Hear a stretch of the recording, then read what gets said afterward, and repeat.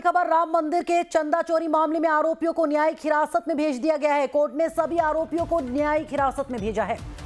तो चंदा चोरी के आरोपियों को न्यायिक हिरासत में भेज दिया गया। कोर्ट ने सभी को न्यायिक हिरासत में भेजने का आदेश दिया है। 29 जून तक न्यायिक हिरासत में भेजा गया है इन सभी आरोपियों को। पेशी के बाद कोर्ट से बाहर लाए गए आरोपी। एसआईटी की शुरुआती रिपोर्ट के बाद हुई है इनकी गिरफ्तारी। तो 8 लोगों की गिरफ्तारी हुई है जिन्हें आज कोर्ट में पेश किया गया और वहां से कोर्ट के आदेश पर न्यायिक हिरासत में भेज दिया गया। 29 जून तक ये लोग न्यायिक हिरासत में रहेंगे। एसआईटी की शुरुआती रिपोर्ट के बाद इनकी गिरफ्तारी हुई। तो चंदा चोरी के आरोपियों की न्यायिक हिरासत।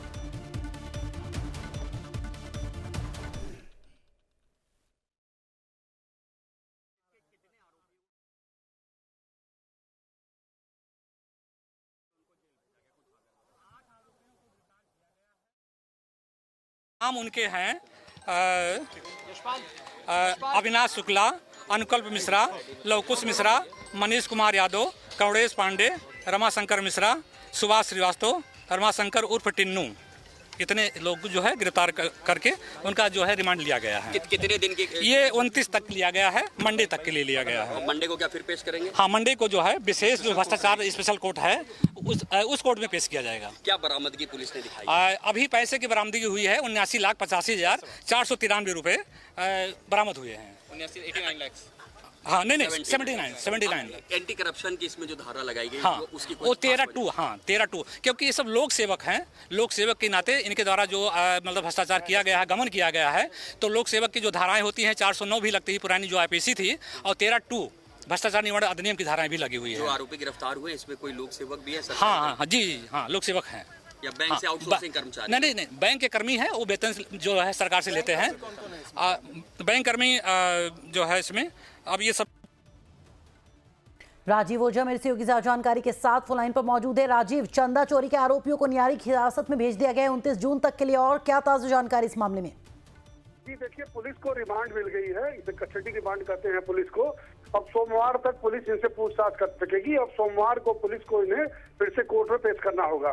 तब तक ये पुलिस की कस्टडी में रहेंगे और जो भी सवाल पुलिस को इनसे करने होंगे, पूछताछ करनी होगी, जिन भी बिंदुओं पर पुलिस को भी जानकारी लेनी होगी इनसे, वो जानकारी पुलिस इनसे लेगी और इसके बाद फिर सोमवार को कोर्ट में इन्हें पेश करेगी। एक बड़ी जानकारी और जो भी सामने आई है, जैसा कभी अधिवक्ता बता भी रहे थे, कि अब तक इनसे लगभग 80 लाख रुपए की रिकवरी हुई है इन सभी लोगों से।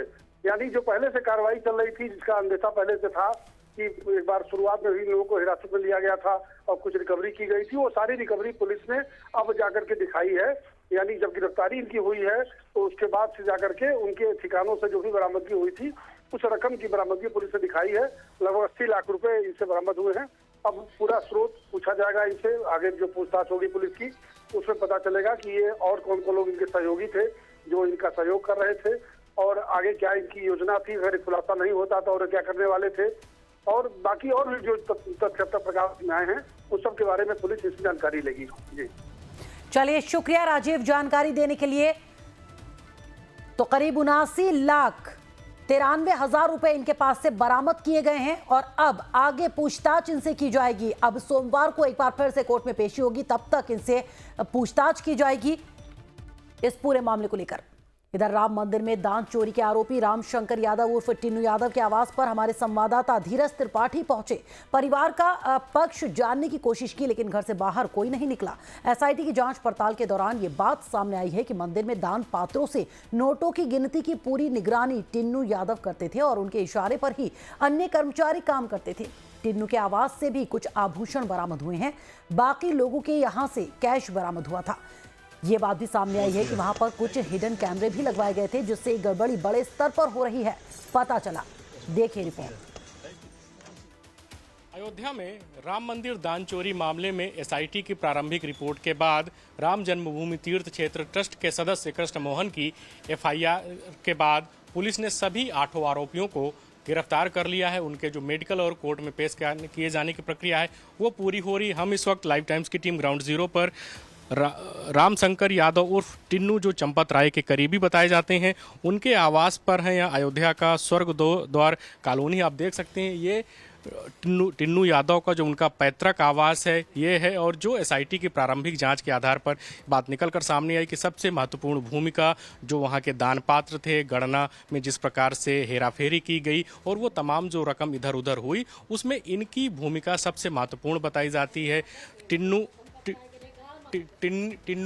यादव के भतीजे मनीष यादव भी उस पूरे मामले में शामिल रहे हैं। अब ये देखिए कि ये टिन्नू यादव का पैतृक आवास है और यहाँ पर जब हम यहाँ पर पहुँचे तो इनके परिवार के लोगों से बातचीत करने का प्रयास किए। इनके भाई यहाँ पर नहीं है, इनकी पत्नी यहाँ पर है, लेकिन वह बातचीत करने से स्पष्ट तौर पर मना कर चुकी। हमने यहाँ पर नॉक भी किया था लेकिन कोई निकल कर बाहर नहीं आ रहा है।